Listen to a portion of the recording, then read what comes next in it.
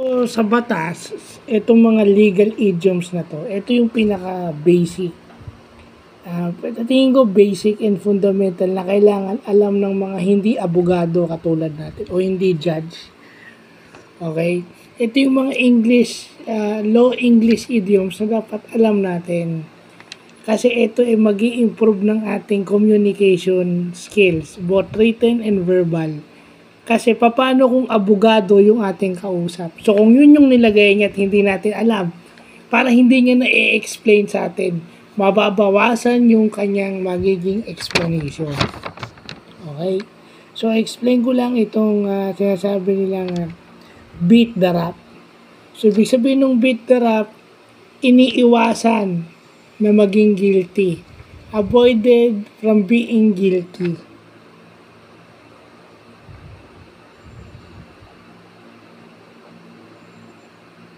Avoid being guilty. Yun yung sinasabi mong beat the rap. So, iiwasan mo na mapatunayan na guilty ka. Yun yung beat the rap sa jargon ng batas. And then yung sinasabi nilang to hold water, legally consistent, logical. Yan. Sa batas kasi, yung mga ebidensya mo dapat hold water, consistent and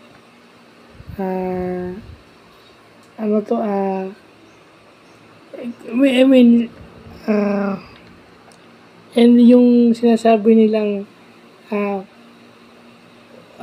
proof without reasonable doubt. Yan. Yung hindi mo pagdududahan, yun yung to hold water. Consistent siya or logical. Sa batas kasi, dapat logical ka rin mag-isip.